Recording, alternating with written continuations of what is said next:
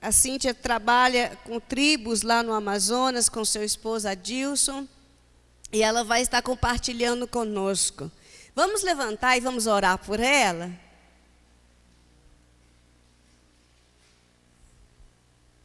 Senhor Jesus, nós te louvamos, Senhor Deus, pela Cíntia, pelo Adilson. Ó Deus, nós te louvamos pelo coração deles de obediência, pelo coração deles, Deus, de considerar tudo nada, absolutamente nada, para fazer a tua vontade. Obrigada, Senhor, que eles têm sido a boca do Senhor ali, eles têm sido a mão do Senhor, o braço do Senhor, a presença do Senhor tem, Senhor, sendo revelada na vida daqueles índios, através da vida desse casal. E nós, Senhor Deus, pedimos agora a tua bênção, quando ela vai compartilhar, e que o nosso coração venha ser tocado, Senhor, que o nosso coração venha querer se envolver, venha querer, Deus, saber, e venha querer, Senhor, participar com aquilo que o Senhor está fazendo ali. Em nome de Jesus, amém. Louvado seja Deus, amém? Glória a Deus. Quem está feliz aqui com Jesus nessa tarde? Eu estou, glória a Deus. Eu sei, amados, que estamos voltando aí desse almoço gostoso, né? Não sei se deu tempo para os irmãos irem descansar um pouquinho, mas agora chegou a hora da gente estar conhecendo os desafios que nós brasileiros temos em relação aos nossos indígenas, amém? Meu nome é Cíntia, meu esposo, o pastor Adilson, não está aqui, porque nós temos enfrentado uma enfermidade, o seu pai está muito enfermo, portanto ele não pôde estar. Tem um filhinho também, o Caleb, e também uma bênção de Deus, e nós fazemos missões no Amazonas, entre os indígenas, desde 2006, então a gente está caminhando aí para o 8º ano, né, de trabalho missionário entre os indígenas brasileiros, que hoje eu vou estar colocando para vocês, para a gente estar conhecendo. Mas antes disso, eu queria ler uma passagem com os irmãos que se encontra lá no livro de Romanos, capítulo 4, do verso 16 ao 21. Vamos ler a palavra de Deus, porque a palavra de Deus é que nos desafia realmente, não é verdade? Porque a palavra de Deus, quando ela toca o nosso coração, há transformação, há autoridade, há poder. Porque eu posso vir aqui e falar para vocês vários dados, posso contar a minha história de vida, mas se Deus não tocar o seu coração, nada muda, não é mesmo? Então, que nessa tarde o Espírito Santo de Deus possa estar falando no seu coração e te desafiando a se comprometer e quem sabe não ir ao campo missionário, né? Ou se você ainda não deu um passo mais prático nesse envolvimento com o pregar do Evangelho às outras nações, então que nesse dia o Senhor possa estar confirmando isso no seu coração, te levantando nessa terra para fazer diferença, amém? Louvado seja o Senhor. Diz assim a palavra de Deus. Essa é a razão porque provém da fé, para que seja segundo a graça, a fim de que seja firme a promessa para toda a descendência, não somente ao que está no regime da lei, mas também ao que é da fé que teve Abraão, porque Abraão é o pai de todos nós, como está escrito, por pai de muitas nações te constituí. Perante aquele no qual creu, o Deus que vivifica os mortos e chama à existência as coisas que não existem. Abraão, esperando contra a esperança, creu para vir a ser pai de muitas nações, segundo lhe fora dito, assim será a tua descendência. E sem enfraquecer na fé, embora levasse contra o seu próprio corpo amortecido, sendo já de 100 anos, e a idade avançada de Sara, não duvidou, por incredulidade, da promessa de Deus, mas pela fé se fortaleceu, dando glória a Deus, estando plenamente convicto de que ele era poderoso para cumprir o que prometera. Amém? O Senhor é poderoso para cumprir aquilo que ele promete a nós. Amém? E, amados, Abraão, essa passagem de Abraão fala muito ao meu coração e edifica muito a minha vida, porque os desafios que nós temos como os missionários que trabalham em áreas indígenas no Brasil são imensos, né? E eu vou estar pontuando algum deles. Primeiro, eu gostaria de mostrar os primeiros slides. Eu gostaria... Só um minuto, por favor. Desculpe, irmãos, é que nós temos que o pessoal que estava acompanhando pela internet deu um probleminha e não estão conseguindo acessar. Então, nós estamos pedindo desculpas ao pessoal da internet e vamos estar voltando, retornando às 4h15, 4h30. Nós estamos retornando para transmitir na internet às 4h30. E, mais uma vez, nós pedimos desculpas pelo transtorno. Amém. Então, o primeiro desafio que eu quero estar apresentando para os irmãos é um desafio geral dos indígenas, em geral, aqui do Brasil, né? Então, eu gostaria que já colocasse, né? Então, esse aí, o universo indígena possui grandes desafios. Vamos nos envolver. Pode passar. Então, existem 340 povos diferentes no Brasil. Você sabia disso? Com várias línguas diferentes. Então, tem algumas que já foram extintas. Eu não vou passar, eu quero ser rápida, então eu não vou passar tudo. Mas se você quiser o material, depois eu posso dar para você. Eu trouxe no pendrive. Pode passar o próximo. Existem 121 etnias pouco ou não evangelizadas. 74 são com acesso viável, 34 delas com acesso restrito, e a verde ali, 13, com acesso parcialmente restrito. O que é isso? Nós temos, na política brasileira, do órgão governamental, de que existem índios de recente contato. Eu trabalho com um grupo desses. Mas isso, na realidade, às vezes é uma política para tentar isolar o índio, para que a presença evangélica não chegue, entendeu? E aí, então, há várias leis que estão se formando, que eu gostaria de colocar como desafio que você estivesse orando, para que essas leis não acontecessem, que são leis de restrição à entrada em terra indígena, por pessoas não indígenas, né? Eu quero dizer aqui que os missionários que trabalham em terra indígena no Brasil passam por perseguição religiosa. Não é como no Afeganistão, que a pessoa morre porque se prega o evangelho, mas nós sofremos perseguição religiosa. Então, há também o desafio, né, geográfico, muitas vezes, que a gente enfrenta, e vários outros. Vamos continuar passando aí. O próximo. Então, outro desafio é que há várias línguas indígenas. São 181 línguas indígenas do Brasil. E tem línguas, amados, que não foram escritas, que são línguas ágrafas. O povo ao qual eu trabalho já há 7 anos foi ter a sua escrita em 2006. Eles não sabiam nem ler e nem escrever na sua própria língua. Já pensou que existem grupos assim no Brasil? Então é um outro desafio.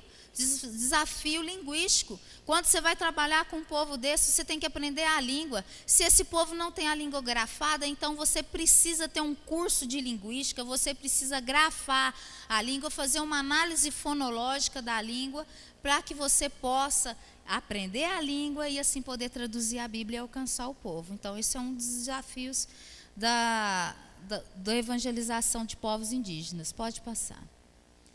Então, são 147 etnias sem presença missionária. O pastor Jonathan estava falando da realidade do sertão brasileiro. Quantos por cento que ele falou que tinha de pessoas crentes em cada povoado que ele foi, 1%, né? O maior desafio de evangelização que nós temos no Brasil são entre os indígenas. 147 etnias, sem nenhuma presença, sem ninguém pregar o evangelho, sem nenhum crente, todas indo para o inferno. E o que eu quero também colocar para os amados é que muitas vezes a gente olha para o indígena como ele sendo um homem perfeito, um amigo da natureza, como vários programas de televisão passam, mas não é verdade. Eles sofrem, eles são um povo muito carente, eles são um povo que precisa de atendimento médico e muitas vezes isso é negado. Um povo que não tem escola direito, não funciona, não chega às vezes lápis, tem lá a escola, tudo, na SEMEC da cidade, mas na realidade não funciona. Muitos são analfabetos, passam de ano escolar, mas são analfabetos. Então, assim, nós temos um desafio aí. Pode passar o próximo? 38 línguas com necessidade de tradução bíblica. Quem quer traduzir a Bíblia aí, pode se voluntariar, tem espaço para você, né? Então são 38 línguas que às vezes o povo já se converteu ou então tem interesse ao evangelho, mas não tem ninguém que lê a palavra para eles. O que diz lá em Romanos? Como ouvirão se não há quem pregue? Né? Como pregarão se não forem enviados? A fé vem pelo ouvir, e ouvir o quê? Ouvir o quê, gente? A palavra de Deus. É necessário. Como que você vai pregar para um povo, sendo que ele não entende o que você está lendo ali? Então, vamos passar. Então, são 111 etnias urbanas em processo de urbanização, né? Estão morando na cidade. E, às vezes, parece que você está entrando dentro de uma favela, né? Lá em Manaus tem muitos indígenas que estão morando na cidade, mas que sofrem com essa adaptação da sua cultura aos novos padrões de vida da cidade. Pode passar. Então, amados, esse é o nosso desafio geral dos indígenas, né? Que temos aí no Brasil, que isso possa tocar o seu coração, né? Que isso não seja apenas um número, né? Porque número não tem rostinho, não tem um sorriso, né? Mas agora eu vou passar para você, vou mostrar uma parte do rostinho e do sorriso dessas pessoas que a gente tem alcançado, tem trabalhado e levado a palavra de Deus. Pode passar o vídeo agora, vocês vão ver um vídeo do meu ministério. Esse é meu esposo. Tem som.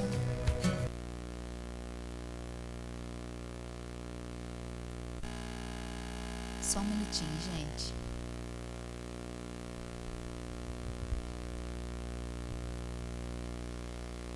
Amados, então, enquanto estão preparando ali, deu?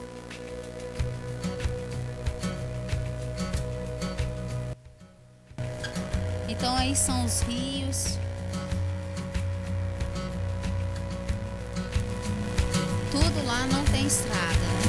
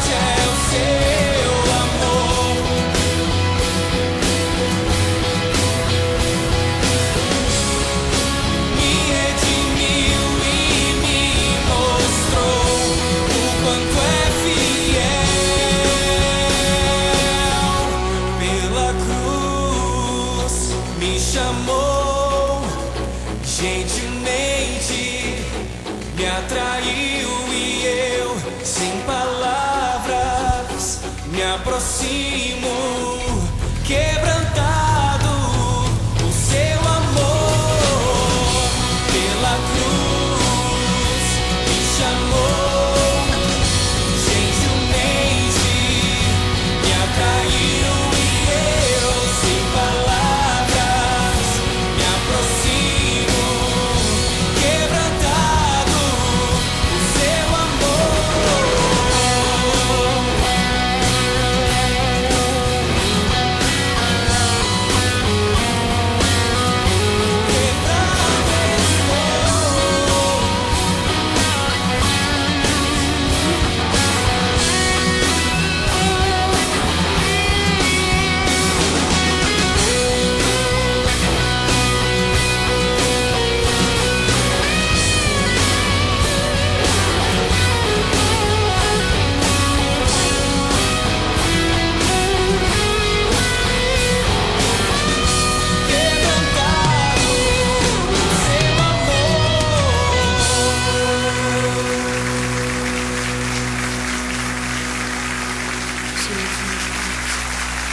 Presente no nosso mundo. Amém.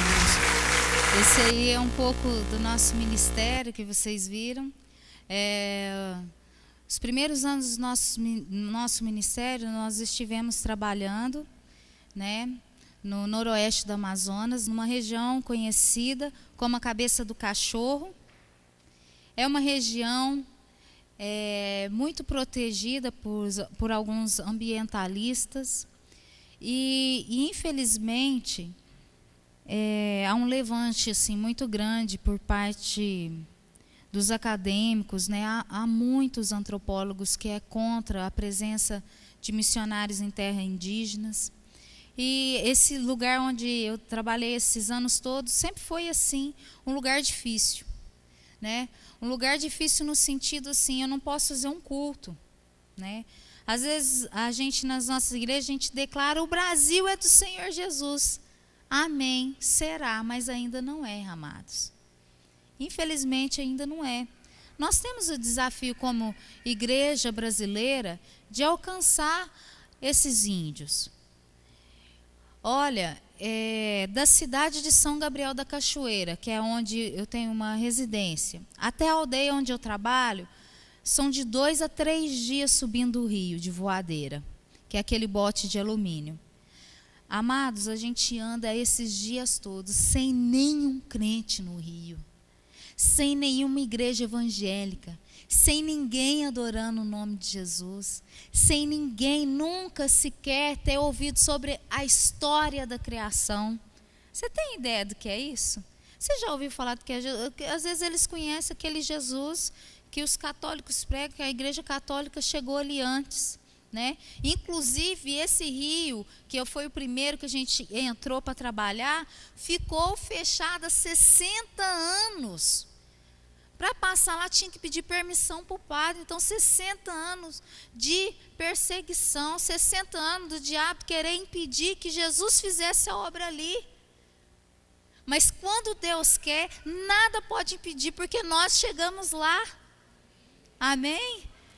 Deus abençoou, entramos ali como ONG, não podemos pregar, não podemos fazer um culto aberto, e às vezes eles estão sedentos, às vezes a gente está ouvindo um hino na nossa casa, porque dentro da nossa casa a gente pode ouvir, e eles chegam, colocam uma música de crente aí que eu quero ouvir, porque a gente não pode, aquele ministério que você tem que sentar e pregar, se te der uma oportunidade de 1 a 1, né?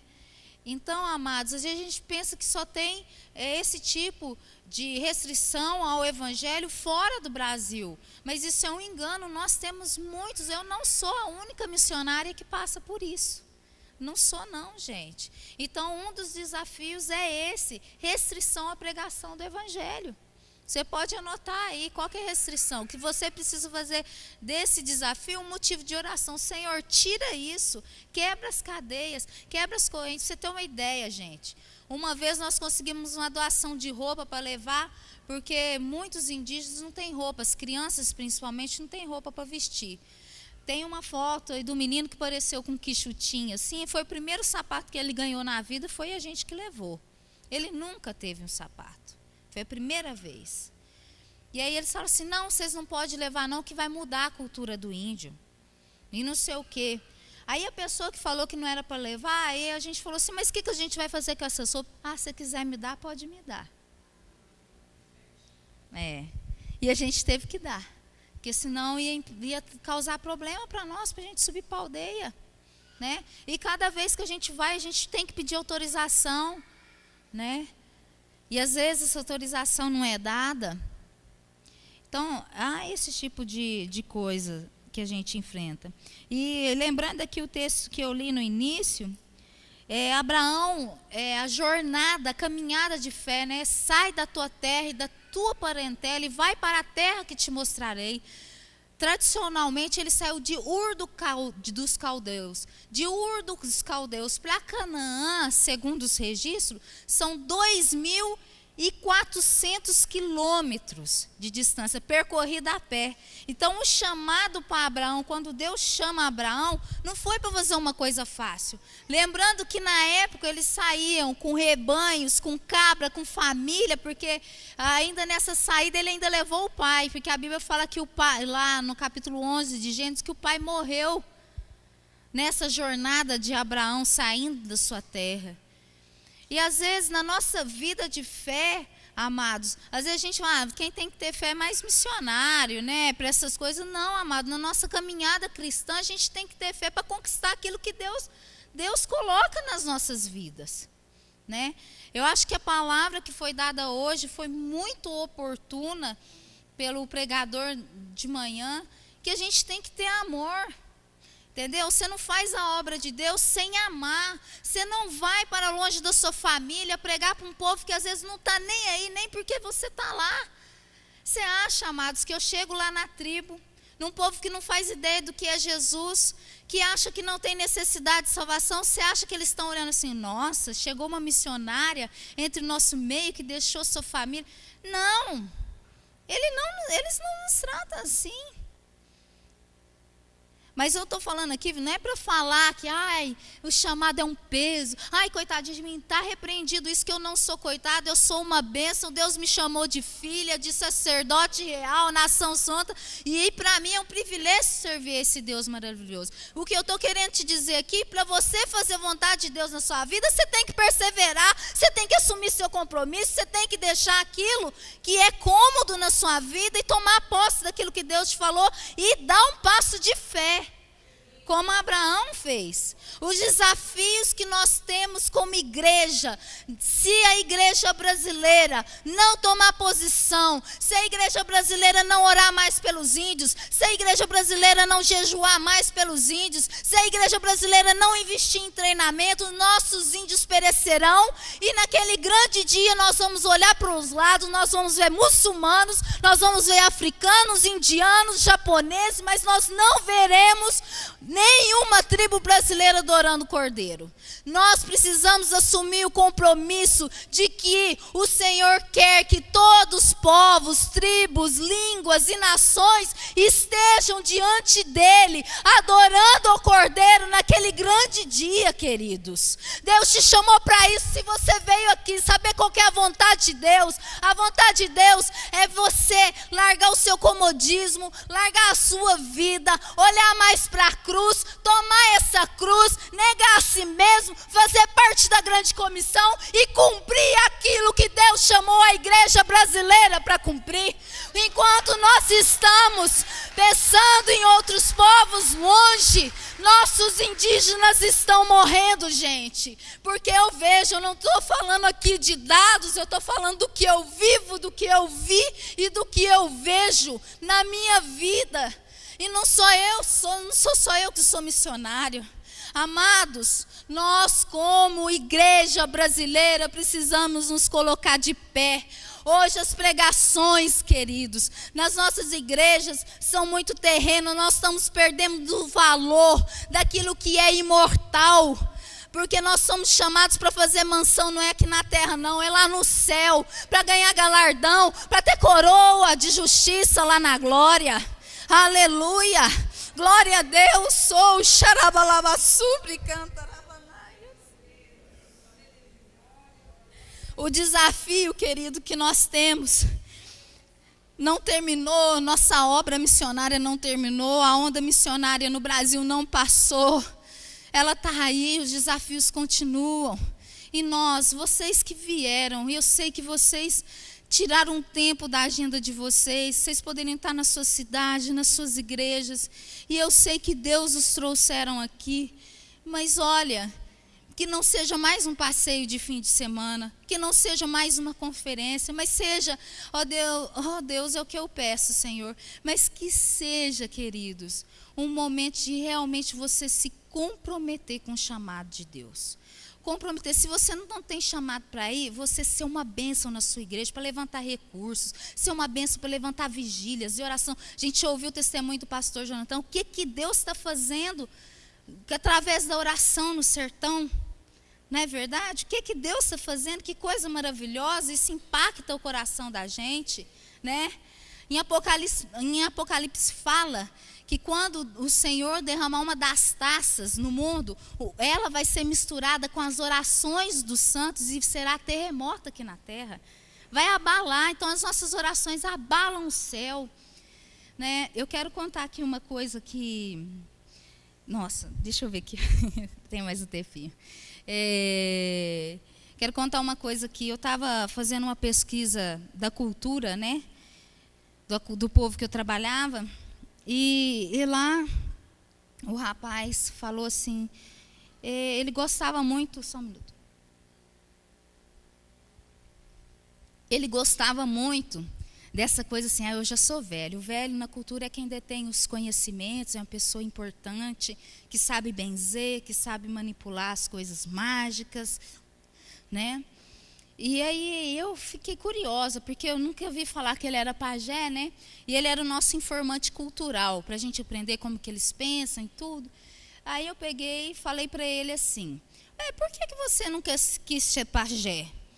Não quero ser pajé não. Aí eu fiquei curiosa. Não, mas por que você não quer ser pajé? Aí ele, não, para ser pajé é muito caro. Caro? Como assim? Tem que pagar o quê? Achei que era assim, dar uma canoa, né? Dar alguma coisa para eles. Não, é muito caro. Porque o dono, para ser pajé, a gente tem que tomar tal substância, usar tal folha, tal. E o dono dessas coisas é o bichil. Bichil é um duende da mata, que ele traz coisas ruins e tal. Eu falei assim, mas então qual que é o preço que ele cobra? Vidas. Então, assim, é indígena brasileiro, entendeu? Então, o outro desafio que nós temos é o desafio espiritual. Gente, tem pajé que manda o outro jejuar. Você sabia disso?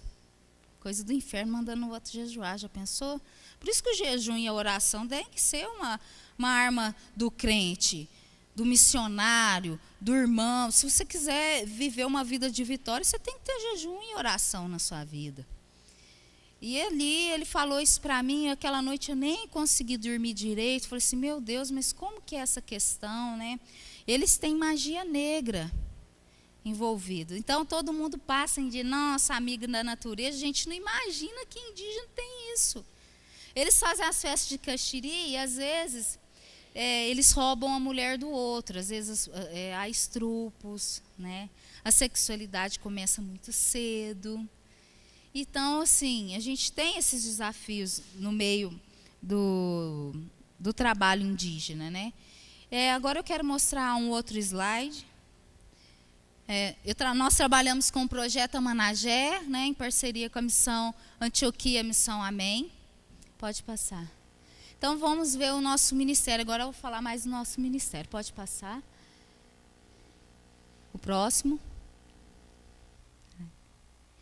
Então, a gente faz distribuição de kits de pesca, né? Nós temos um projeto social, nós atendemos 400 famílias distribuindo kits, e aqui a gente tem que ir parando ao longo do rio, às vezes tem aldeias que são no meio da mata, a gente tem que fazer uma caminhada. Esse é meu marido, o de chapéu, e o outro é o outro missionário, Marcelo. Pode passar. Então, a distribuição de kits, a gente dá anzol, linha, chumbo, que é para pesca, né? Porque muitas vezes eles vão para dentro do mato, pega um monte de cipó, quilos de cipó. Aí ele recebe 2, 3 anzóizinhos com regateiro, né? Com barco regateiro. Então, é muita exploração. Então, a gente fez esse trabalho. É outro. A localização da nossa aldeia, né, de Manaus, então a gente não está em Manaus, de Manaus para São Gabriel da Cachoeira, 3 horas de voo, então 4 dias de barco, e da aldeia de São Gabriel para a aldeia, 2 dias de voadeira no motor 40. Pode passar. E é nesse caminho, gente, que de 2 dias de São Gabriel para a aldeia, que eu te falo que não tem crente. É muita gente sem Jesus, nessa região da cabeça do cachorro, no Amazonas.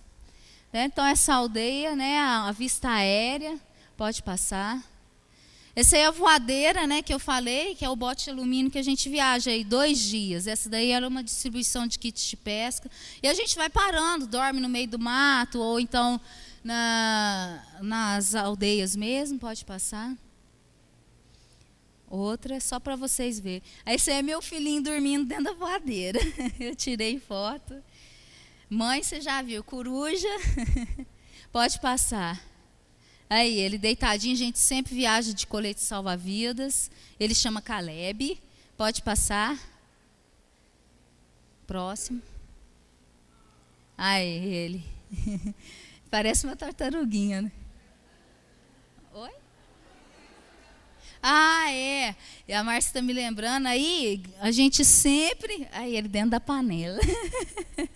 Brincando no quintal de casa. Nós subimos o rio, né? E nós paramos assim. A Dilce foi ajeitar o motor e ele estava de colete, né? Quando veio, cadê Caleb? Tinha caído no rio lá do lado mais fundo. E Deus deu um livramento muito grande. Ele ficou, e graças a Deus que ele não chorou. Ele foi chorar depois, né? Que a gente se assustou, foi tirar ele da água, aquela coisa toda, mas por isso que eu falo, se você for andar de barco, não esqueça o seu colete salva-vidas, viu? Pode passar. Aí esse aí é o povo aguardando a nossa chegada. Quando a gente vai chegando, né, como não tem barulhos externos como a gente tem na cidade, então você escuta de longe quando o motor está chegando. Então o povo vai, recebe a gente, legal. Pode passar. Essa aí é a nossa casa, né, na aldeia. Eu mostro porque sempre me perguntam, como que vocês moram lá? Então, a gente mora assim, numa casa de palha, pode passar. Eu mostro a construção que dá para ilustrar bem. Aí, bota as varas, né? E depois a gente coloca a lona. E fizemos um piso de cimento e assim a gente mora na aldeia, pode passar. Essa aí é a nossa casa lá.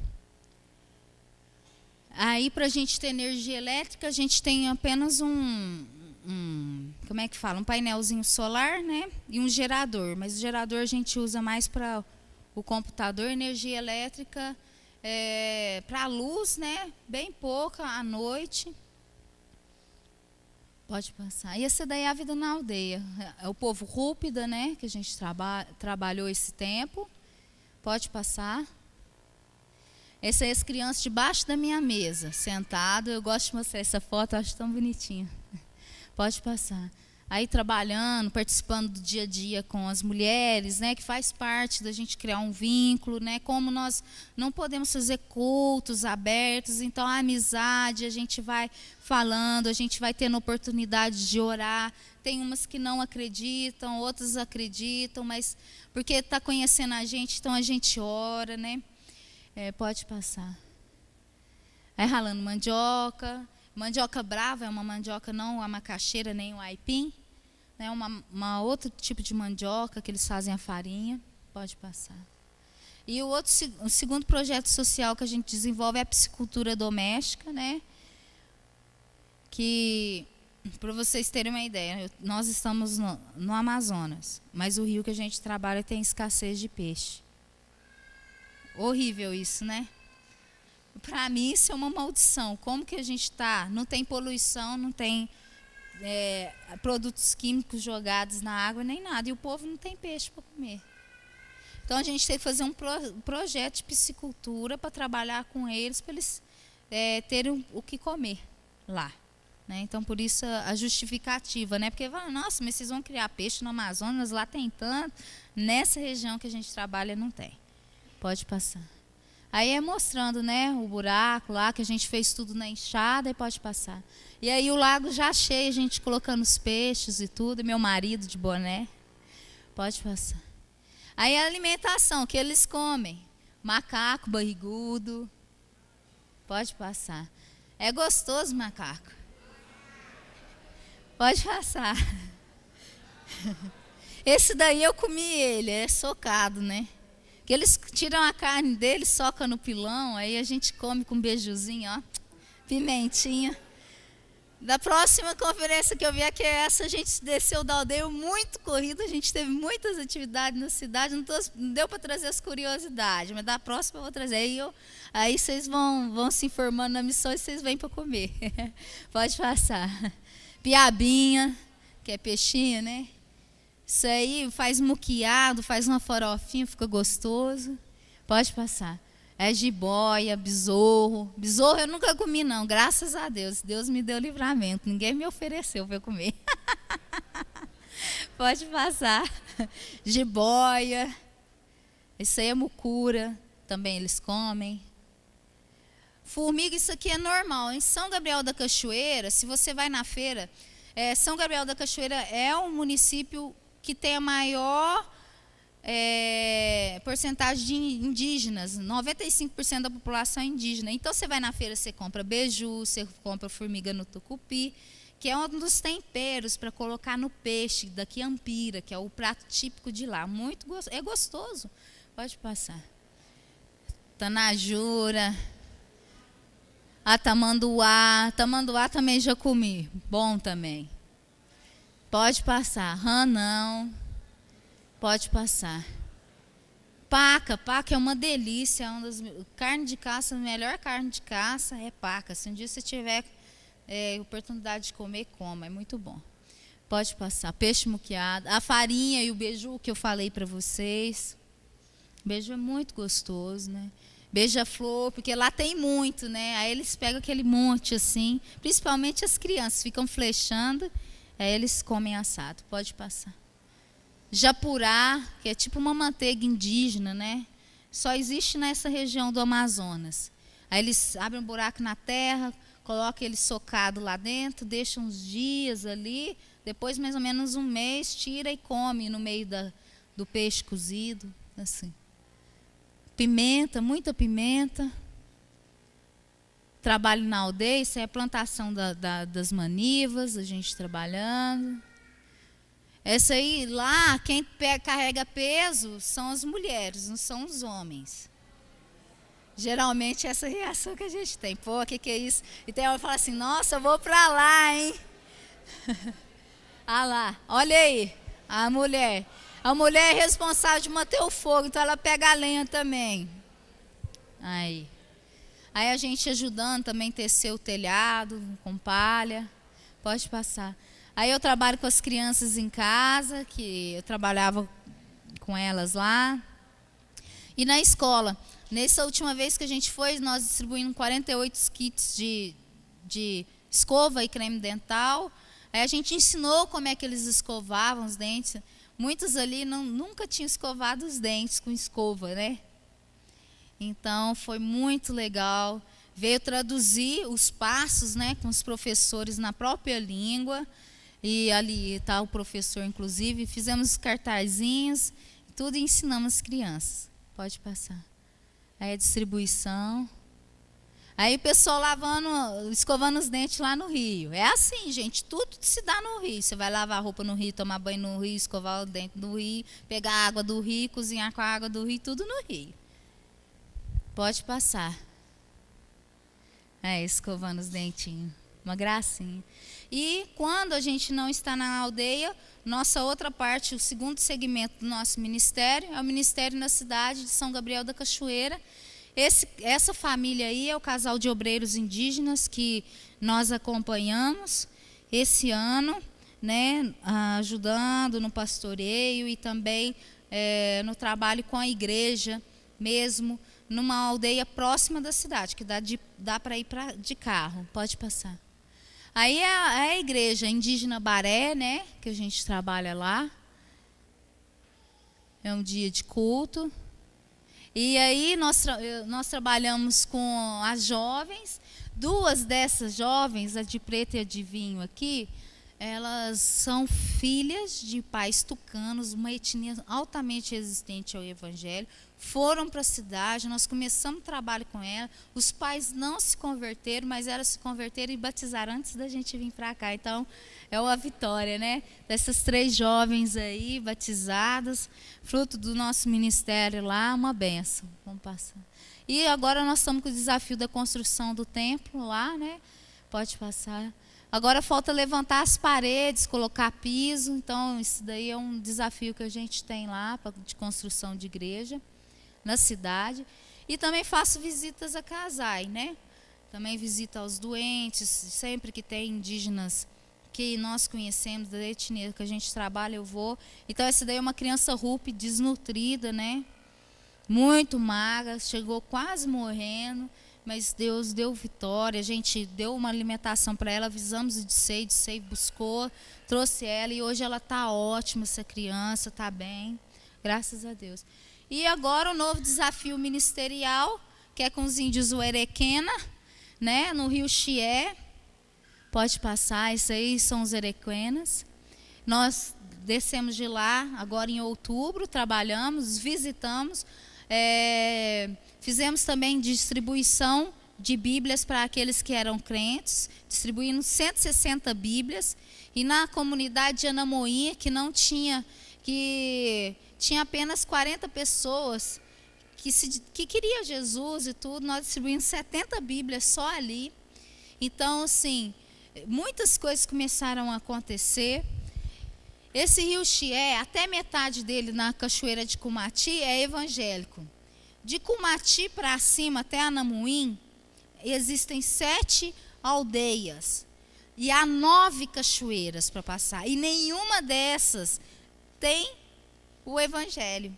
Então nós estamos parando em uma por uma delas, damos uma Bíblia para o capitão, que é o cacique da aldeia, e perguntamos: a gente pode vir fazer culto aqui? Alguns falaram que sim, a maioria, 4, só 2 que ficaram ainda de ver se vai ou não deixar, mas é um desafio, né? Agora, por que para cima não é evangélico? Eu acho que é por causa do desafio geográfico, né? 9 cachoeiras, às vezes tem que descarregar todo o bote, tirar o motor, descarregar os litros de gasolina. Às vezes é 400, 500 litros de gasolina que a gente sobe o rio, porque são 2 dias, né? Então, há muitos desafios aí. Mas o povo está aberto, o povo está sedento. Muitas coisas estão acontecendo aí. Então, o nosso próximo alvo para esse ano de 2014 é alcançar o Rio Chié e Deus fazer uma obra ali. Amém? Já temos agora, dessa última vez, já converteu mais gente, converteu mulheres lá, né? Estamos com o desafio de construir uma igreja, porque já batizamos da última vez, foram batizadas pessoas lá. Então, a gente quer construir uma igreja em Anamoim, né, que é uma outra aldeia, sem ser rúpida, da etnia Uerequena. E tá aí para vocês estarem orando, juntando forças aí conosco, tá bom? Pode passar. Esse aí é meu filho com porco do mato. E aí nossos pedidos de oração, para que Deus nos proteja, né, durante as viagens ao longo dos rios, por conversões sinceras dos indígenas, pelo aprendizagem linguística e cultural e pelo nosso sustento financeiro. Pode passar o último. Isso aí, nosso endereço, Caixa Postal 15, São Gabriel da Cachoeira, e depois vocês podem deixar aí. Então, é isso aí, gente. Nosso ministério é esse. Espero que você esteja orando por nós, né? Por mim, Adilson e Caleb. E também se envolvendo com a causa indígena. Quem quiser levar eu trouxe uma fotinha dessas de colocar na geladeira. Quem quiser pode, para orar, né? Eu quero desafiar você para orar, interceder pelo nosso ministério. Pode me procurar que eu vou estar dando para vocês. Deus abençoe. Nossa, é realmente um desafio, né, gente? Uns têm chamado e outros têm chamado, né? E amém. Glória a Deus que separa aqueles que Ele chama para lugares assim. E eu gostaria de perguntar a Cíntia, talvez você tenha bastante perguntas, né? Já imaginando na sua cabeça o que você gostaria de perguntar para ela, mas eu gostaria de perguntar para a Cíntia quais são os 3 maiores desafios ou necessidades que vocês têm para o ministério. Bom, ministerialmente falando, nós temos necessidade de construção dessas 2 igrejas, uma em Anamoim, que nós não tiramos nem madeira, não temos nada, nós estamos com o desafio de comprar telhas, né, que os indígenas vão tirar as madeiras. Na cidade também esse desafio de construção desse templo. E por nós, pessoalmente, nós estamos ainda com o nosso sustento um pouco baixo, e aí nós temos necessidade do nosso sustento, porque o Ministério Indígena ele é dispendioso. Para você ter uma ideia, para subir para a aldeia Rúpida, a gente gasta 600 litros de gasolina a R$ 3,60, mais ou menos R$ 2.000, R$ 2.300 cada vez que a gente sobe. Então, assim, é um ministério assim, um pouco caro. A gente não pode morar. Por que você não mora lá direto? Não podemos, não temos liberação de trabalhar em terra indígena desse jeito. E também não tem como, porque alimentação, né? Para você se alimentar, a gente tem que comprar o rancho, né? Os alimentos não perecíveis, o arroz, feijão, óleo, tará, e lá não tem geladeira, não tem nada, então a gente tem que levar as coisas. Não pode levar também demais, porque senão você não consegue atravessar as cachoeiras e carregar tudo. Então é um pouco complicado, que encarece. Além disso, a gente tem as necessidades sociais. Você chega lá, como que você não vai ajudar? Você vai ver uma pessoa passar fome e você não vai dar? Você não vai comprar? Você não vai fazer? Você não está ali para fazer a diferença? O ministério não tem que ser uma missão integral, cuidar da alma, do corpo, de tudo?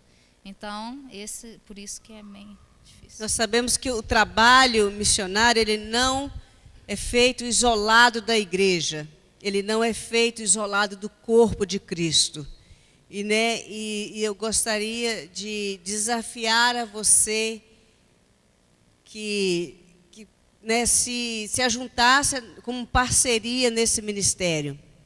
Depois você pode procurar a Cíntia e pergunte ao Senhor e ponha no seu coração esse desafio de se envolver, de contribuir, e de ser, e dizer, eu não vou, Deus não está me chamando, mas a minha tarefa é outra, o meu chamado, Deus te chama sempre para se envolver, e você possa mesmo ter o seu coração aberto para que o Espírito de Deus está movendo o seu coração, e que você possa dizer, Cíntia, eu quero ser uma parceira, eu quero ser um parceiro com você no ministério ali no meio dos índios, amém?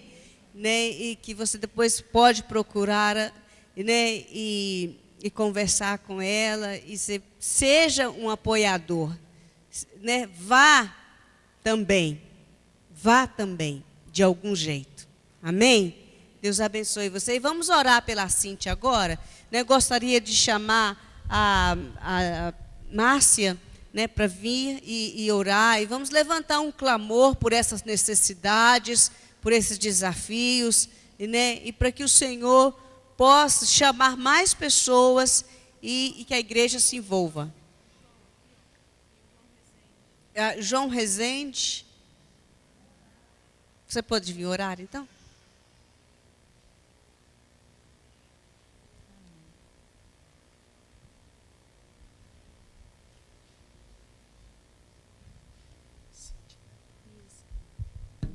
Vamos orar? Sentados não, de pé, né? Por favor, estenda suas mãos e levantemos um clamor pela Cíntia, pelo seu marido, pelo seu pequeno filho, pelo trabalho do Projeto Amanagé, por todas essas tribos indígenas do nosso país que necessitam da palavra do Senhor. Amém?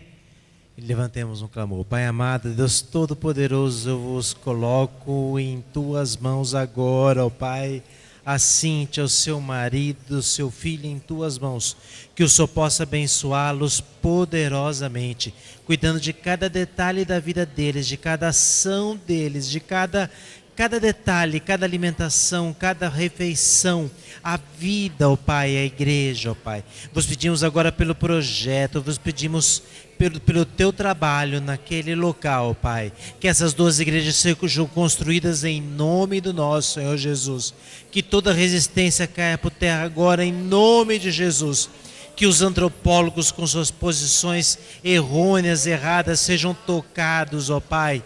E que de uma maneira inteligente eles que se modificam o seu raciocínio, ó Pai. Que a política indígena no Brasil seja modificada agora em nome do nosso Senhor Jesus. Vos pedimos pelo Projeto Amanagé, por todos os que lá trabalham, por todas essas tribos indígenas do nosso país, que sejam tocadas pelo nome do Santo Espírito de Deus. É isso que nós nos pedimos, desde já nós te agradecemos, ó Pai, em nome de Jesus.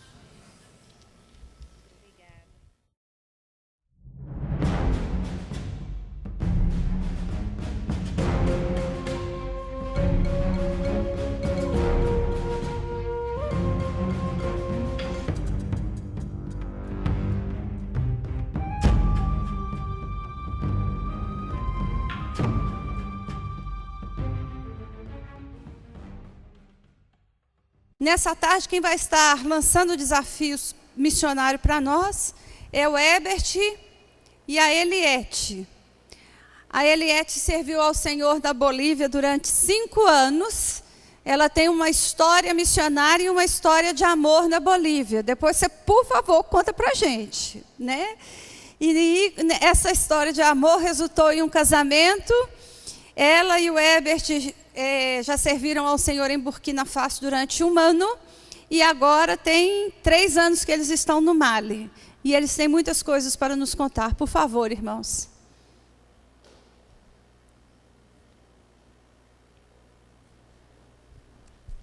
Espera aí que eu vou pegar outro microfone, tá? Obrigado.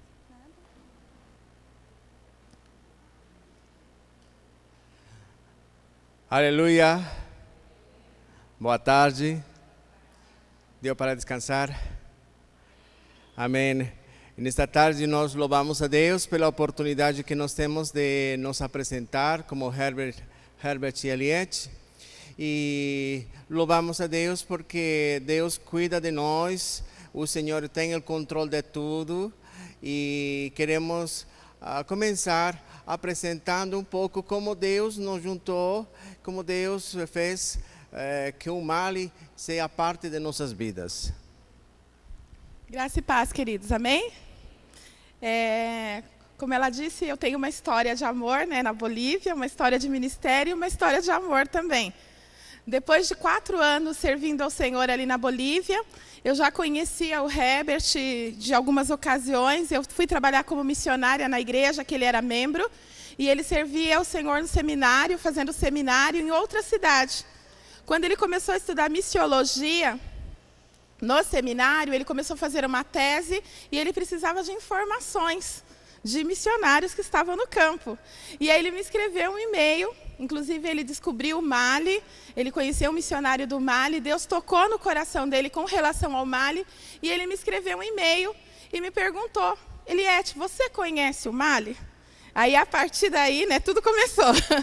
Porque eu respondi que eu não conhecia o Mali, achava que o Mali era alguma coisa até da Bolívia e tudo. Depois ele foi me explicando, e com o passar do tempo, a conversa sobre Mali vai, conversa sobre o Mali vem, há males que vem para bem. Pouco tempo depois, nós nos casamos. E nós costumamos dizer que o Mali nos uniu. Porque foi através desse chamado que Deus fez para ele, para o Mali, foi que nós começamos o contato e Deus também colocou no meu coração esse amor por essa nação. Eu também me apaixonei não só pelo Herbert, mas também pelo Mali. E através do amor que foi desenvolvendo no meu coração por essa nação, Deus permitiu que nós chegássemos até lá para fazer aquilo que Deus tem determinado nas nossas vidas. Amém. A Eliette falou essa relação de amor. Eu acho que Deus tem esse amor mesmo real e verdadeiro com cada um de nós. E transmitindo esse amor, é de que o Senhor falou ao coração de Eliette e ao meu coração para apresentar a Jesus como Senhor e Salvador no Mali. E nesse processo, pensando que nós estamos indo a um contexto muçulmano, o Senhor nos deu a estratégia de apresentar um projeto social. O desafio no Mali é a questão religiosa.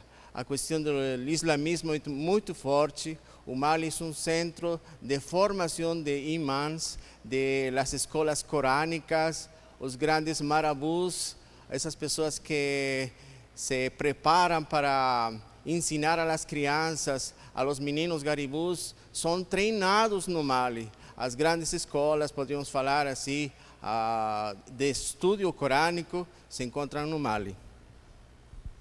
Uma das coisas que me chamou a atenção, quando o Herbert começou a falar para mim sobre o Mali, começou a falar das necessidades ainda na Bolívia, um dia eu li sobre a mutilação genital feminina.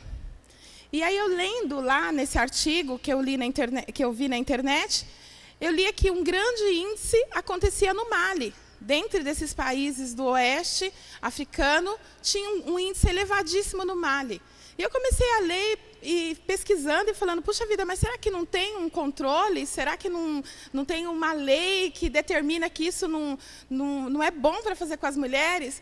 E eu vi que era proibido, tem uma proibição. Se você vai até Bamako, a capital, é proibido a mutilação genital feminina, mas que é uma prática corrente.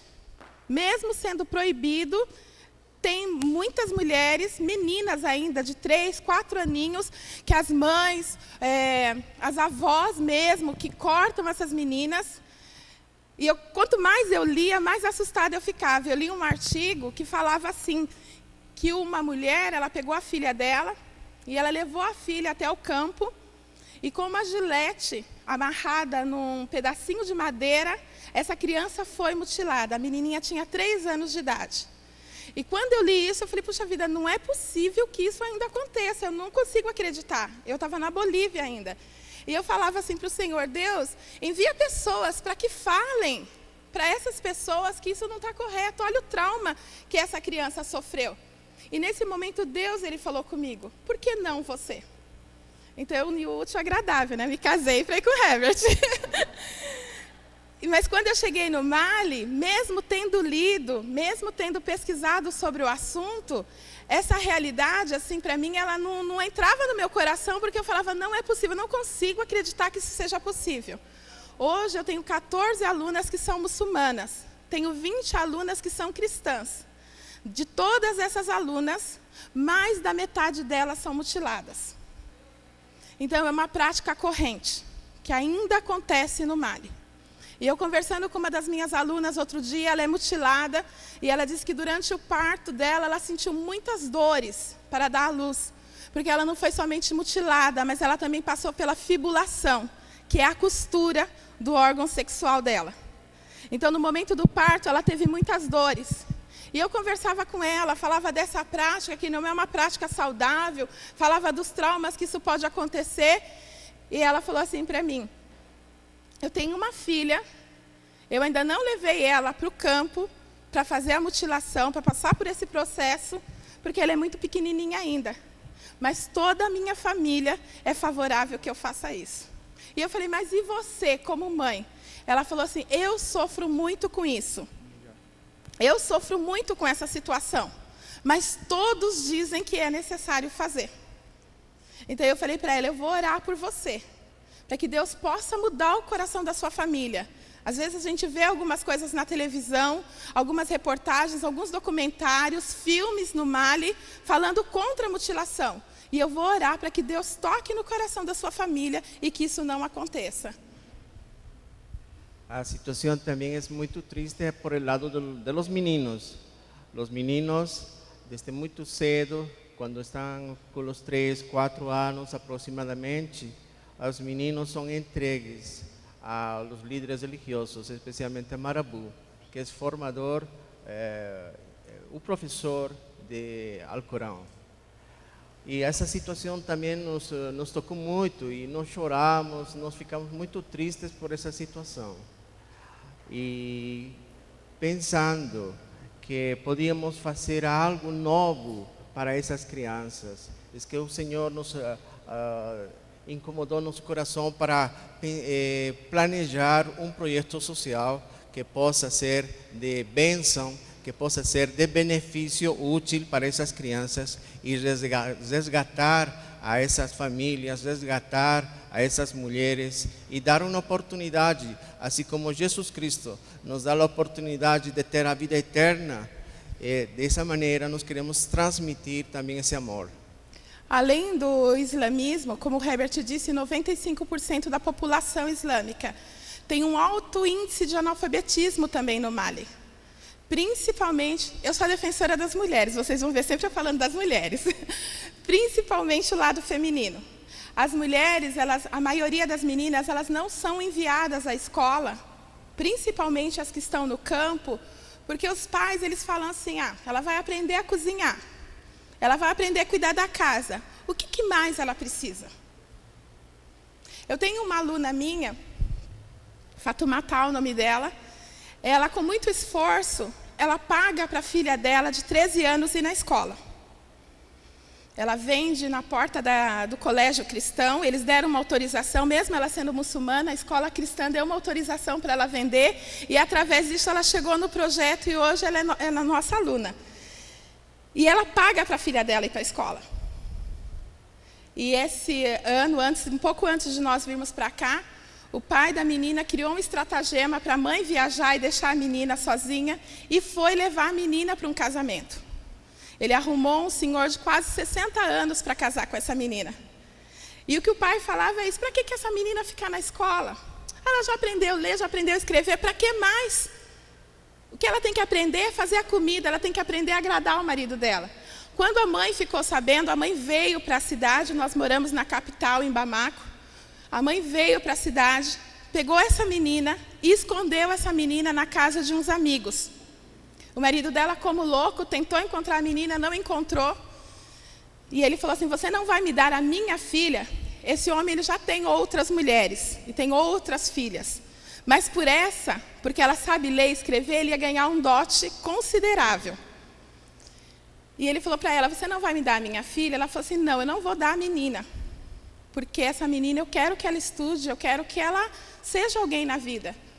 Então ele pegou e falou assim, então para ela, a partir de hoje você não é mais minha esposa, eu te renego.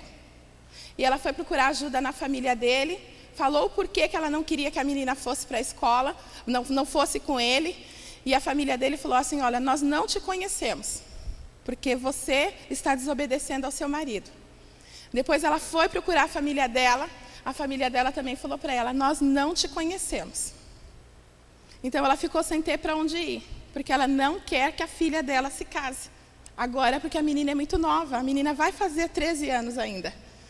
E ela não quer que a menina se case. Então ela foi rejeitada pela família.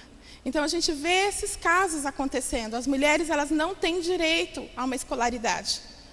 São poucas as que conseguem se formar, são poucas as que conseguem chegar à escola. Os ensinos do Alcorão dão privilégios aos homens, falando que eles podem casar com uma, com duas ou três esposas. E essa questão da poligamia faz que a mulher seja comercializada e não tenha dignidade no Mali e no resto do noroeste africano. Por isso que, dando resposta a essa necessidade, o projeto SOVA está trabalhando no Mali. E quero compartilhar com vocês uma conversa que eu tive com um homem muçulmano e perguntei, você por que tem assim muitos filhos? bom, qual é o seu projeto futuro para seus filhos? E esse homem falou o seguinte: olha, meu primeiro filho, eu me vou esforçar para que esse menino tenha escola, possa estudar, aprender um pouco e só isso. Depois, o segundo filho vai trabalhar comigo, o terceiro filho também. As meninas vão ficar em casa para que aprendam a cozinhar e a fazer os deveres da casa. E um dia, essas meninas, eu vou ganhar um rédito, um dinheiro, a troca de dar-lhes em matrimônio a minhas filhas. Então, e você pensa em casar? Eu falei, sim, eu estou planejando daqui a pouco outra esposa. Então, a situação o conceito da mulher, da família, na África, no Mali especificamente, está muito assim distorcionado e a mulher sempre em desvantagem. Nós vemos que tem várias coisas que por nós mesmos, nós não podemos mudar. Mas uma das coisas que nós acreditamos é que através do Espírito Santo de Deus, situações podem ser mudadas. Então, o propósito do nosso projeto é levar Jesus Cristo para que essas mulheres elas reconheçam a Jesus. Que elas tenham assim, percebam, sintam e recebam este amor de Deus, esse amor transformador. E não somente isso, mas através do projeto, elas possam ter uma profissão, elas possam ter um meio de ganhar dinheiro. A vida delas é muito sofrida, levantam 5 horas da manhã, saem, vão pregar lenha, cortam essa lenha, preparam fogo. A maioria das mulheres é que vão para o mercado vender, é elas que têm a responsabilidade da criança. Então, vendo toda essa necessidade da mulher, o nosso projeto, ele atende principalmente a mulheres. Então, ali no projeto nós temos aula de artesanato, corte e costura. Nós temos agora também uma vez por mês, que é o dia, eu chamo de dia da beleza, né? Que entende aqui no Brasil, elas não. Elas chamam de dia de qualquer coisa, menos de dia da beleza. Mas é que no dia da beleza a gente vai, faz limpeza de pele, faz massagem. Tem coisa que eu nunca fiz na vida, eu olho na internet, descubro como é que é, reúno essas mulheres. E sabe o que é o bacana? Eu tenho alunas que usam burca. E nos primeiros dias de aula, elas não tiravam assim, elas mal destapavam o olho. A burca é essa roupa negra, né? Eu tenho algumas delas que usam a burca fechada, que só fica o olho de fora. Inclusive, um dia eu fui no mercado na cidade, né, que é como se fosse uma feira livre, e alguém chegou e chamou o Herbert de Ronaldo, que é o nome africano dele também, e chegou para mim e falou assim: Madame Ronaldo, tudo bem? E eu falei: tudo bem. Como é que você está, madame? Eu falei: eu estou bem. E aquele negócio preto parado perto de mim, eu nem conseguia ver o olho direito, porque o dela tinha um véuzinho ainda. E conforme ela começou a conversar, que eu descobri, ai, é minha aluna. Então, eu tenho alunas que usam esse tipo de roupa, a burca, e no começo do curso elas não tiravam para nada. Não tiravam o hijab, é esse que cobre a cabeça, fica só a parte do rosto de fora. A maioria delas iam com o hijab e todas fechadas. E com o passar do tempo, elas foram ganhando confiança. Agora, elas já chegam na sala de aula, elas já tiram o hijab, já ficam à vontade. Umas sentam no chão, outras sentam na cadeira, já começam a cantar. E aí, eu comecei a introduzir o dia da beleza. E aí, é uma festa para elas.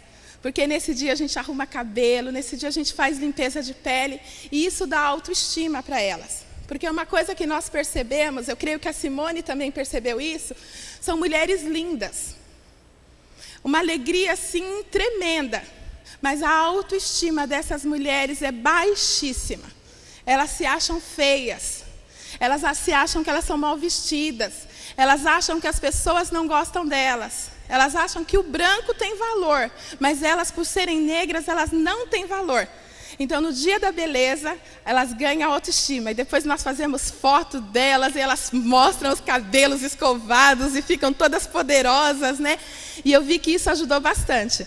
E agora, a primeira coisa que elas fazem, não importa se é dia da beleza, dia da costura, dia do que quer que seja, elas já tiram a burca e colocam as roupas coloridas. E a gente sempre tem um momento da aula onde nós conversamos antes de começar as aulas. E elas falam para mim assim: Madame, você é tão inteligente, né? Eu fico admirada com você. E eu falei, mas que inteligência que vocês veem em mim, né? Elas falaram, não, você sempre tem umas palavras tão bonitas. Eu queria saber de onde você tira tanta palavra bonita. E eu falei, olha, qualquer dia eu vou falar para vocês profundamente de onde eu tiro minhas palavras bonitas para falar para vocês. Aleluia. Só para compartilhar 3 slides, nós queremos apresentar a oportunidade no Mali, como Deus está trabalhando no Mali, para que vocês tenham uma ideia aonde está no Mali, o Mali, a ubicação geográfica. O primeiro slide fala de oportunidade no Mali. O segundo está apresentando o mapa do Mali, aonde está, especificamente os países colindantes, Burkina Faso, Mauritânia, Níger, etc. Mas a principal cidade de Bamako é Bamako, esta cidade onde nós estamos desenvolvendo o projeto SOBA. E esta região é muito carente, porque a metade desse território é deserto mesmo, e árido. A temperatura em verão alcança os 48 graus, à sombra. Então, nesse período, o Senhor nos capacitou para poder ficar à vontade, desfrutar da calor e conviver com o povo. E o seguinte slide está falando sobre algumas estatísticas do Mali. O Mali tem 12 milhões de habitantes aproximadamente. Depois, o 95% da população é muçulmana, praticante. Posteriormente, falando assim de porcentagens, podemos também dizer que o Mali tem 2% de cristãos protestantes, incluídos os católicos. Depois, há 1% que é animista, ou 2% que é animista, e 1% sem religião. O Mali está entre os 5 países mais pobres do mundo. É um país que exporta tudo o que entra para o Mali vem de fora. O Mali não tem uma indústria, não tem fábricas, é um país carente. Inclusive, a eletricidade no Mali é importada. O gás vem de outra cidade, de outro país africano. E essas estatísticas mostram a carência desta nação e o despreparo na questão governamental, na questão de organizações que defendem os direitos humanos. E esses detalhes podemos destacar. E também o analfabetismo. Muitas mulheres, crianças, jovens não sabem ler e escrever. A língua mais falada é o bambará. Essa língua na qual hoje nós estamos treinando, estamos aprendendo, além do francês. Essa língua é muito falada como língua comercial, como língua do dia a dia. Como o Herbert falou, o nome do nosso projeto é SOBA. Talvez vocês tenham visto lá o nosso banner, está escrito SOBA. SOBA vem da palavra em bambará, so é casa, ba é grande. Quando nós estávamos procurando o nome para o projeto, antes mesmo de ter o nome, antes de funcionar assim como um projeto, eu comecei a reunir algumas mulheres do bairro em casa para ensinar elas a fazerem sabão. E elas vinham e o pessoal começava a perguntar, onde vocês estão indo? A gente está indo ali naquela casa grande. Nós estamos indo na casa grande. E todo mundo queria ir na casa grande, né? O que tem lá na casa grande? Tem uma tubabo, que é a palavra para branco, né? Porque eu sou branca no Mali, vocês me perdoem, eu sou branca. Vocês acham engraçado? Vocês nunca viram negão, viu? Vocês nunca viram o que é negro, gente. Então, eu sou branca. Aí ela falava assim, tem uma tubabo que ensina a fazer as coisas lá na Casa Grande. Então, Casa Grande acabou ficando como o nome do nosso projeto, a Casa Grande. E dentro disso da Casa Grande, nós temos já em prática o Lar de Dorcas, que é onde as mulheres aprendem a costura, aprendem o artesanato, elas já fazem colares, fazem chinelinhos, fazem brincos, coisas assim que elas adoram. Eu uso o material do Mali, que é bem colorido, então elas adoram isso. Nós temos o Lar de Gamaliel, que é o ensino. Nós começamos com a alfabetização esse ano. Então, várias das minhas alunas não sabiam nem segurar no lápis. Hoje elas já estão escrevendo o nome delas. Deus nos deu graça, nós conseguimos contratar um professor para poder ensinar essas mulheres. Também nós temos para o futuro, temos orado por isso e queremos apresentar para que vocês orem o Lar de Lucas. Quem sabe Deus levanta um médico, eu estou olhando para uma agora, né? Eu tenho orado. Quem sabe Deus levante um médico para que possa estar ali conosco. Amém. Eu estou olhando aqui, olha só, na minha direção. Se encontra no recinto, né? Eu tenho orado por ela, pelo projeto. Então, para que Deus ele possa nos dar condições da gente também tratar essas mulheres na área da saúde. E também um dos planos que nós temos, vocês viram que nós trouxemos algumas coisas para venderem, foram tudo feito lá no nosso projeto. Tudo. Então, nós temos o plano de ter o Lar de Lídia, que é as mulheres que vão vender essas coisas que elas fazem, esses artesanatos que são feitos lá. Então, são planos, nós já começamos a dar os primeiros passos, mas nós cremos que Deus ele vai nos abençoar e vai abrir portas, e essas mulheres, elas, com essa autoestima que elas estão ganhando, elas vão poder mudar a realidade delas, não somente econômica, mas a realidade espiritual também. Dentro do projeto, nós também temos o Lar de Sufi, porque essas mulheres têm filhos, e os filhos ficam lá sem ter o que fazer. Então, vão aprender a fazer banco, vão aprender a fazer cadeira, mesa. Depois vocês vão ver um slide do nosso projeto, um vídeo. Todos os móveis que vocês vão ver lá foi feito no Lar de Sufi, pelas mãos do Herbert, junto com o rapaz que nós temos lá. Então, também temos uma marcenaria funcionando. Glória Aleluia. E nosso próximo alvo é legalizar o projeto. Apresentar esse projeto às autoridades do Mali e que nossa oração que esse projeto seja uma referência entre o povo do Mali, para assim trabalhar em parceria com instituições, trabalhar com grupos carentes no Mali. E este projeto praticamente hoje está desenvolvido, hoje praticamente no Mali estão passando as aulas normais de corte e costura e alfabetização, e também está trabalhando a marcenaria. E neste processo de crescimento do projeto, o Senhor nos continua aí encorajando, e o alvo principal é as famílias muçulmanas. De preferência trabalhamos com o povo muçulmano, porque está aí inclinado o nosso coração. O coração do Senhor Jesus está lá, abençoando e tocando esse projeto em nome de Jesus. Eu costumo dizer que nós somos pobres, mas nós nos divertimos, viu? Não é triste estar no Mali, não. Né? Nós somos pobres, mas nós se diverte bastante. Então, mesmo com todas essas dificuldades, mesmo com todas as coisas que nós já falamos para você, esse povo é um povo muito alegre.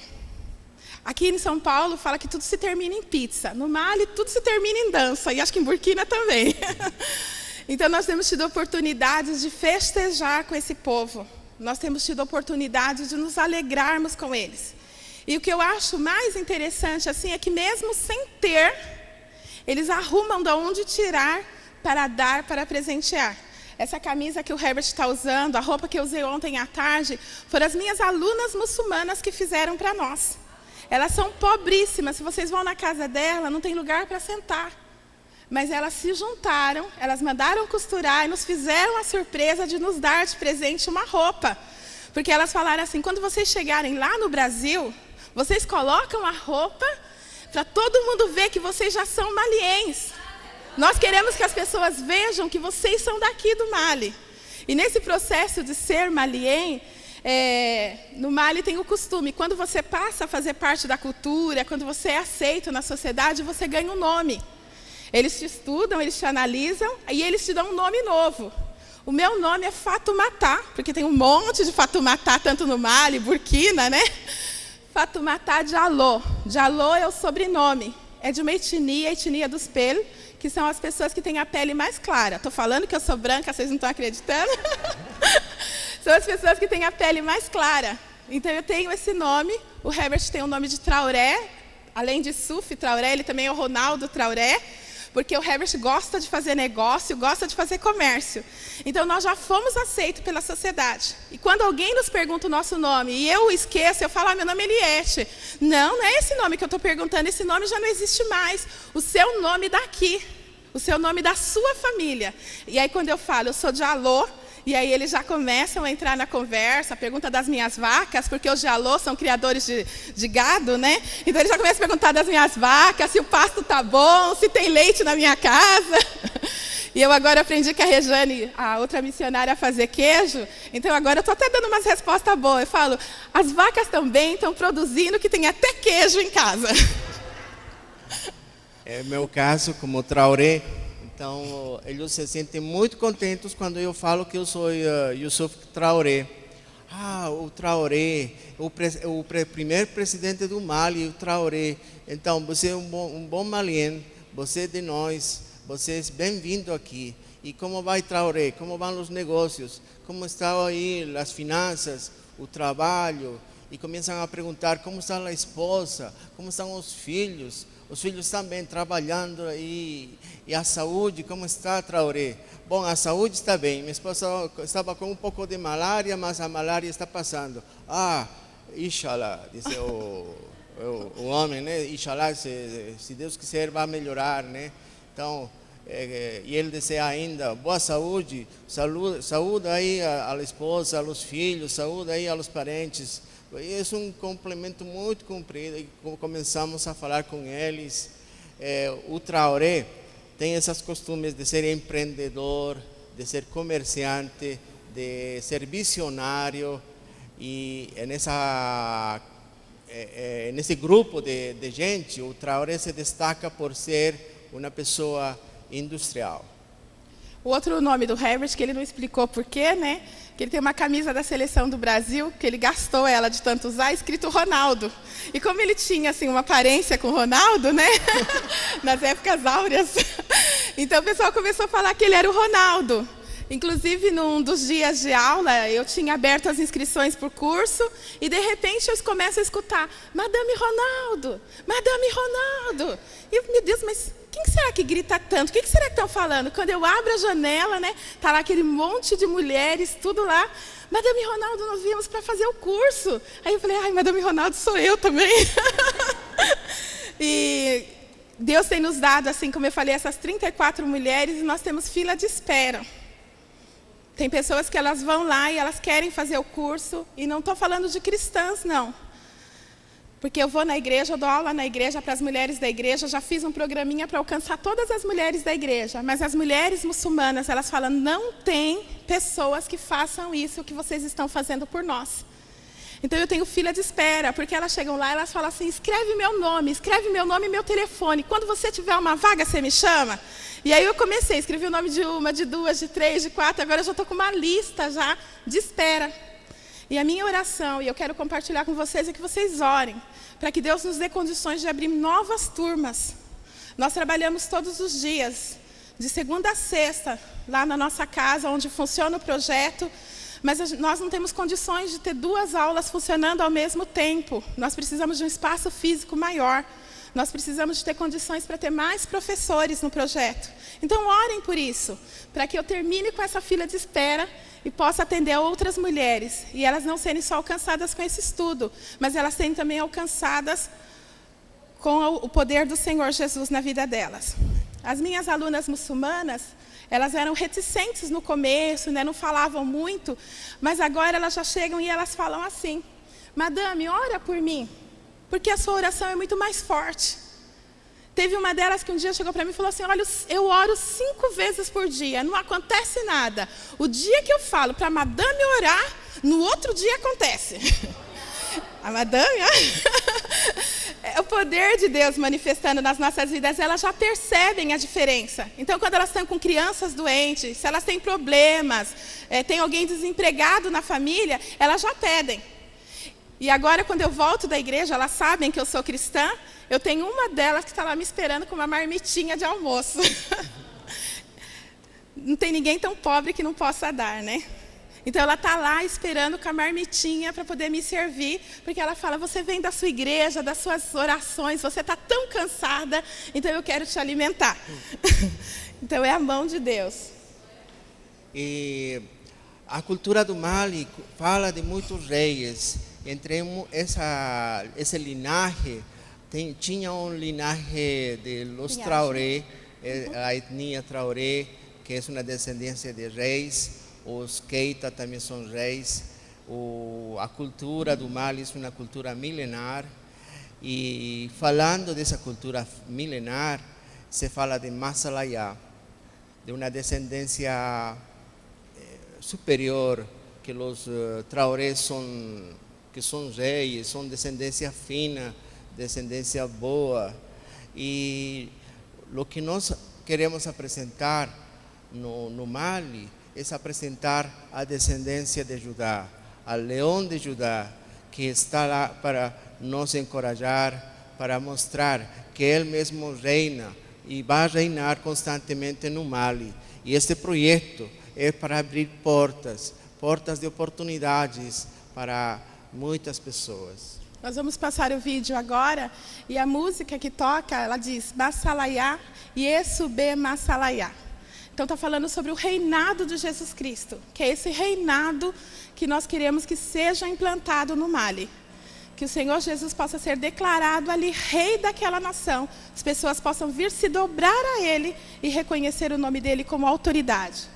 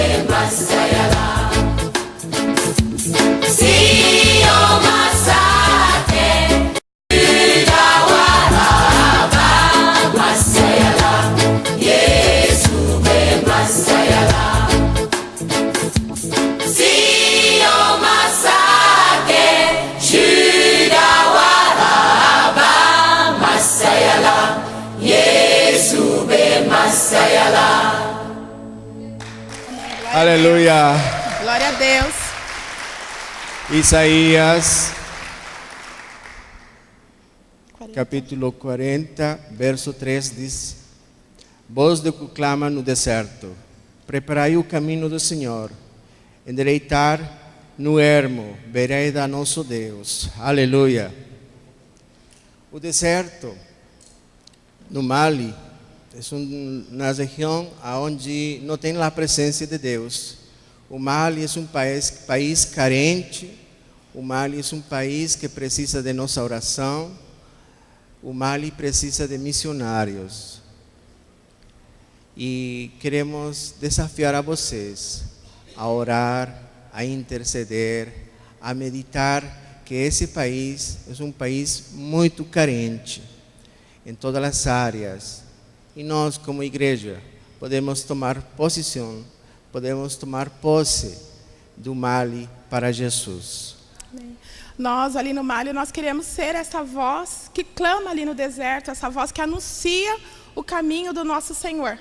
E o nosso desafio nessa tarde é que você também tome o Mali como um país que precisa de oração. Que você possa estar intercedendo pelas necessidades do Mali. Hoje nós apresentamos algumas. Que você possa estar intercedendo por esse país, por essas mulheres que sofrem tanto.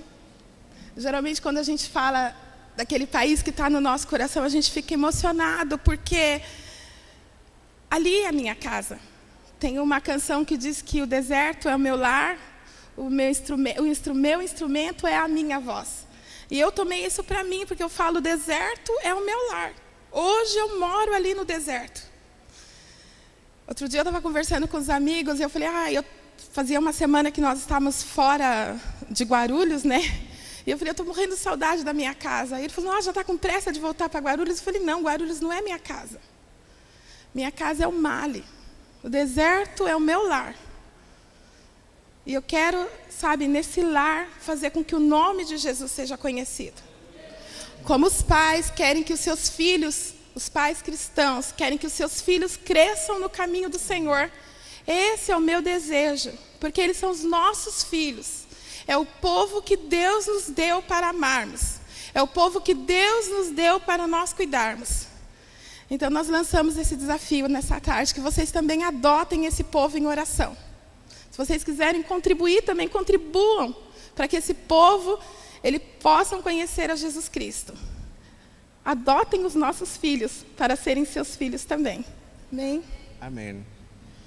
Queremos agradecer à Missão Antioquia por nos guiar, por nos aconselhar, e trabalhar em parceria é muito bom.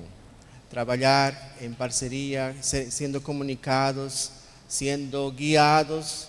Em tempo, quando aconteceu a guerra no Mali, fomos aconselhados a tomar as precauções necessárias, porque estávamos passando risco. E o Mali precisa de Jesus. Pela graça de Deus, este ano o Mali não foi tomado como país islâmico, mas graças às suas orações, o Senhor usou outro país, usou a França, para impedir o avanço do Islã no Mali.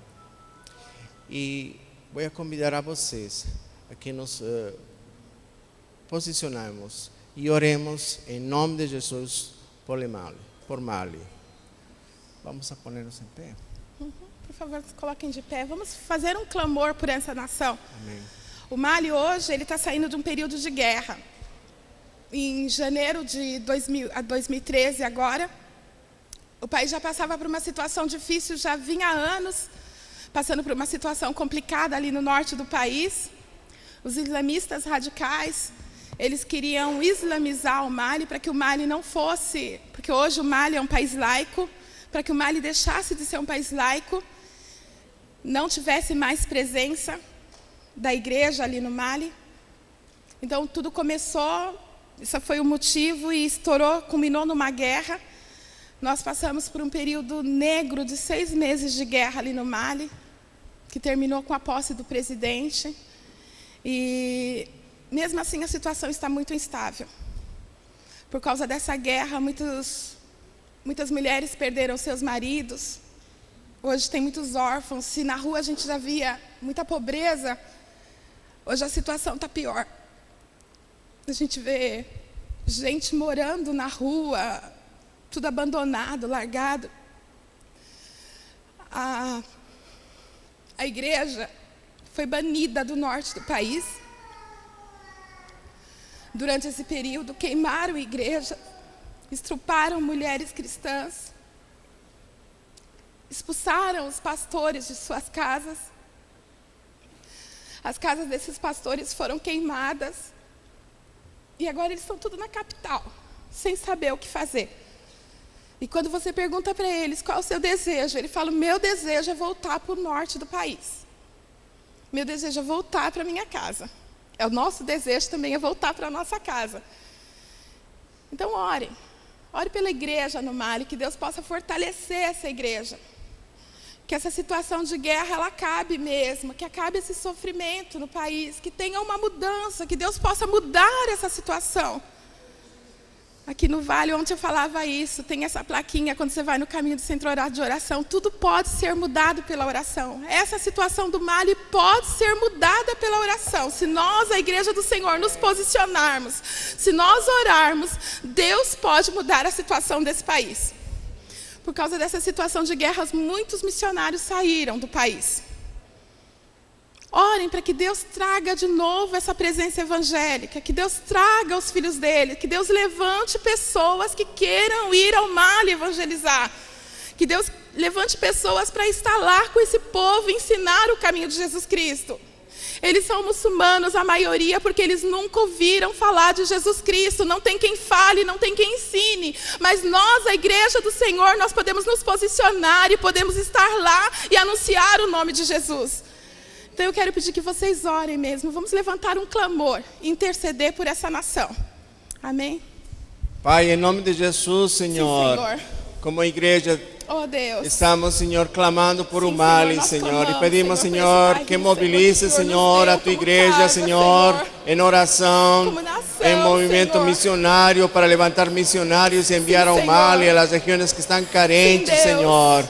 Meu Oh, Pai, Pai, tem misericórdia, tua palavra Senhor, fala de que as homens, portas do mulheres, inferno crianças, não prevalecerão estão contra a tua sofrendo, igreja. Senhor. E nós, como igreja, nós tomamos posse e combatimos contra as huestes do mal. E declaramos que o Mali é do Senhor Jesus. Declaramos que o Mali é para o Senhor Jesus. E tu palavra vai ser semeada no deserto. Tua palavra vai ser, Senhor, vai ser, Senhor, comunicada com a voz poderosa, com a voz poderosa do Espírito Santo. Espírito Santo, Senhor, nos encoraja, Senhor, para mobilizar, Senhor, a tua igreja, para mobilizar, Senhor, a mulheres, a homens, Senhor, que se dignem a ir ao Mali. Pai, este Senhor quebrando, Senhor, toda a seta inflamada do maligno contra o mal, Senhor. Estás destruindo, Senhor, todo principado, toda potestade no mal, Senhor. Para que o islamismo não cresça, para que o islamismo seja parado, em nome de Cristo Jesus. Para que Jesus Cristo seja reconhecido como Rei, como Salvador de Mali. Para que o Senhor Jesus, para que muitas pessoas confessem que Jesus Cristo é o Rei, que Jesus Cristo é o Senhor no Mali. Em nome de Jesus, nós te agradecemos. Nós te adoramos, Senhor. Muito obrigado, meu Pai. Amém. Em nome de Jesus. Amém. Aleluia.